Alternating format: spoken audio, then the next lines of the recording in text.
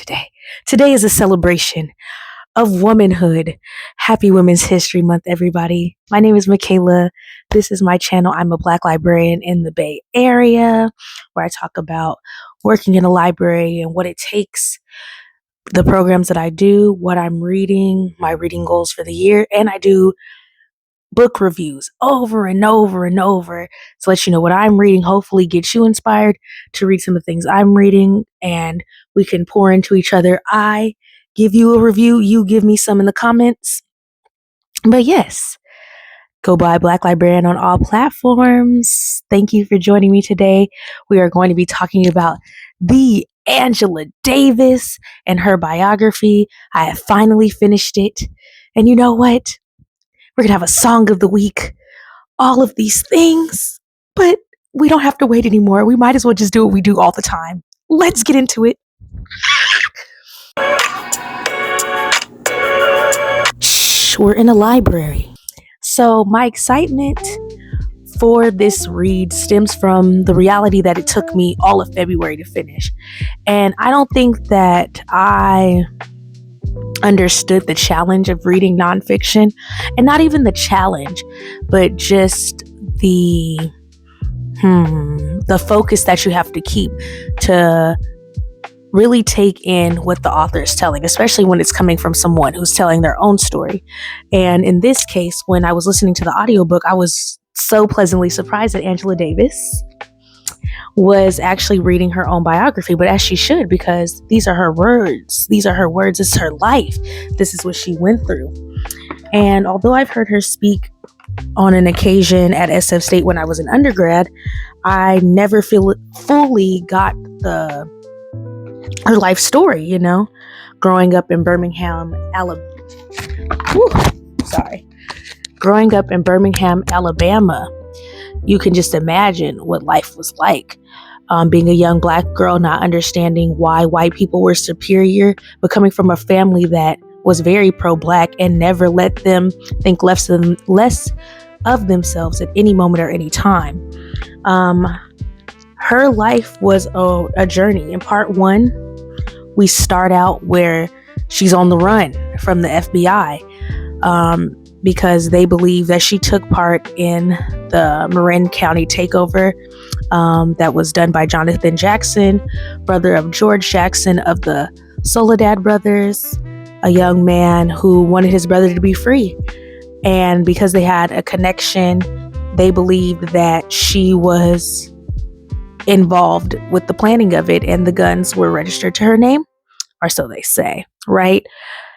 And they put her in jail and kept her in jail and did so much to her, violating her rights and making her go through the ringer just to talk to her lawyer or to get a phone call. And she was constantly strip searched, gone without food, or when she was given food, it was on the floor. It was just the most inhumane conditions. And they were trying to break her, and she did not break. Such a powerful, powerful story of a Black woman who beat the odds. We go into part 2 and part 3, and I just want to view my notes as I go through this because I took a lot of notes on purpose. So then when I did this review, I remembered what I was going to be talking about. But yes. So part 2 and part 3, we're going back into time when she was younger in Birmingham, Alabama, growing up with her parents who were more so middle class. They were able to own a home, but they were still struggling. We go into her college days and when she was in her undergrad and when she did her graduate studies in Paris and how that was for her, and just how she went out of the country and still saw a lot of the same injustices and oppression that she saw in the States. It wasn't that traveling had changed anything at all. From perspective, she knew that this was a worldwide problem, not just something back at home. And she always wanted to, I believe, make change because she was a part of many movements. And one in particular that she was a part of at the time was the Communist Party. She was a woman that believed that there was a way to make it so we could all be basically on the same playing field, where it wouldn't have to be these like inaccuracies where one class was superior than the other, or one type of person was superior than the others. It wasn't like that. We were all going to be the same. But it just didn't work out that way. And that was another thing that she was persecuted for, as she was a teacher and became a teacher at UCLA, and how they were upset that she was a part of the Communist Party and wanted to get her fired and take her job for her, but it was against the law. It's just, she's being hit at every single turn, and most people, like I said, would break. I don't understand why. I do understand why. I think that her power was seen, and they were not going to allow her to continue to put out a message that she was, and working with groups like the Black Panthers.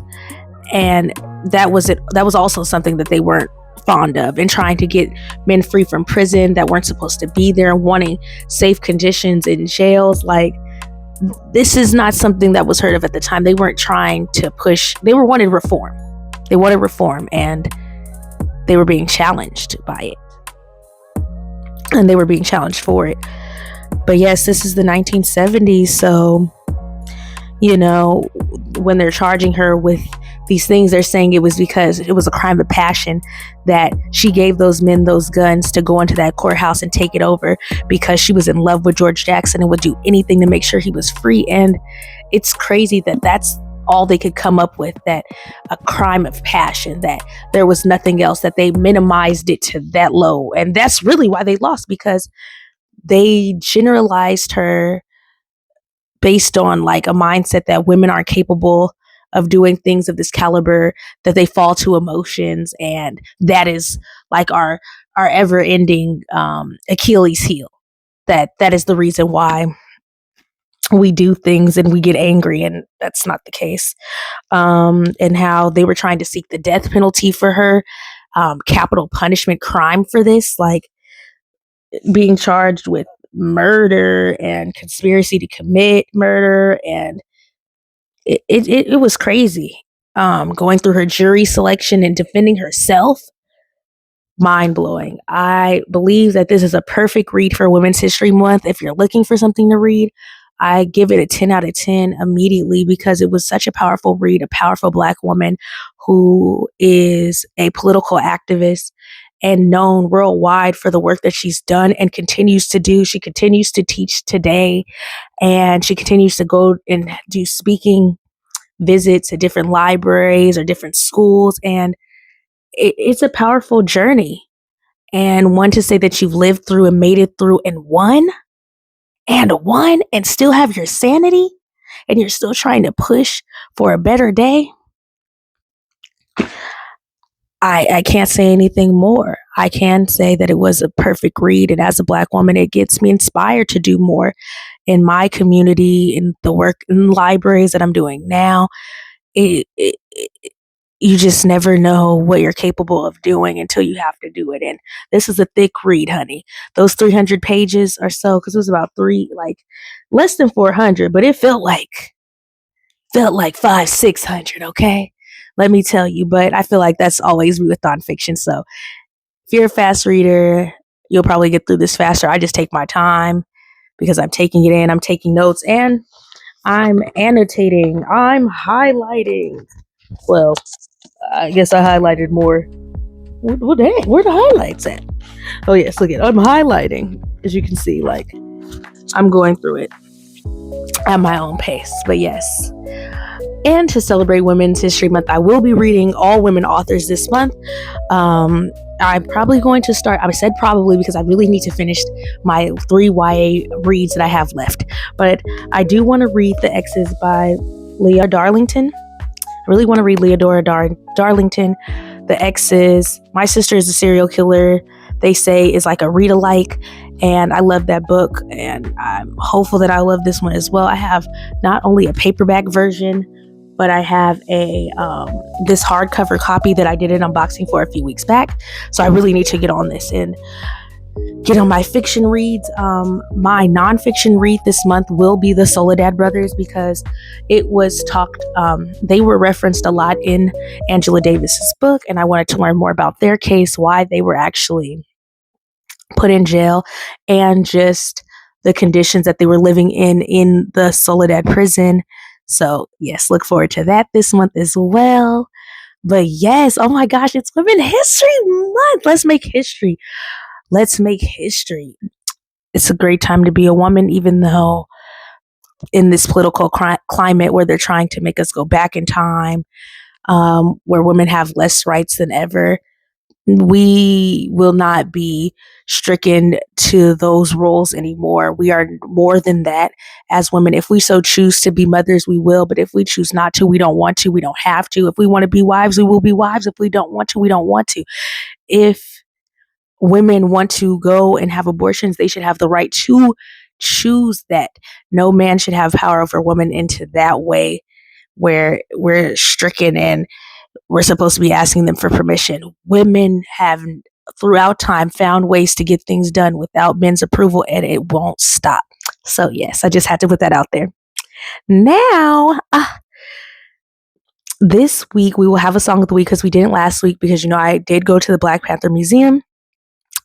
This week's song of the week is from Baby Keem. Now, Baby Keem dropped his album Casino, and I haven't been able to listen to it. He dropped an album. Bruno Mars dropped an album. I'm going to see both of them. I'm just like, I have to catch up on music. I'm telling you, when reading nonfiction, I do nothing else but focus on the book and take it in.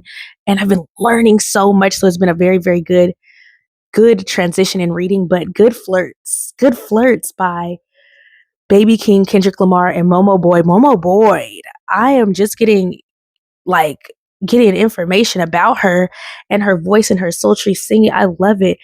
And just how they combine on the song and giving something different that we need in music right now. Like some cool vibes. And I'm excited to see this live in concert, even though I'm sure she won't be there, but he will be. Her part where she's like, let me see if I can play it. Stranger, don't you love letting out a cry, baby? Ain't coming on a Friday night. My so just like a different vibe, and it's a lot of songs on the album that have been like surfacing on social media, and I really need to listen to the album, give it a playthrough. Usually listen to it about 2 times to get a full listen of what I like, and I'll save it and just play those things on repeat for the next month. So I'm excited for that. Yes, that is the song of the week. Dang, y'all, I feel like we made it. We made it through another video, and we're in the 3rd month of the year, and we made it. I'm so happy. Even though this past Black History Month was met with a lot of disrespect, I am very much proud that my Black people stood their ground, and we will not be shaken. We will not be stirred by what we know has been going on for a lifetime, and we know what they want, and we will not give it to them. And I can say kudos to us. And Black History Month is not over. We're in Women History Month right now, but it is Black History Month, 365 days a year. So don't get it twisted. As far as the library world, I have all my Black History Month programs. I had 2 Black anime viewings, and I had a community closet, and then we had a cooking class. And this month I'm going to have an Uno tournament for March Madness as that comes up. So that's what's going on in my library world. My hair is out. I feel so free, at least for the next week before I get it done, because I'm about to be going on vacation. And honey, mama needs a vacation. Mama needs a vacation bad. Looking very much forward to those 12 days off. Yes. But I hope that you all have a good week, that you are walking in your purpose, and I will see you all next week. Peace and love. Bye, y'all.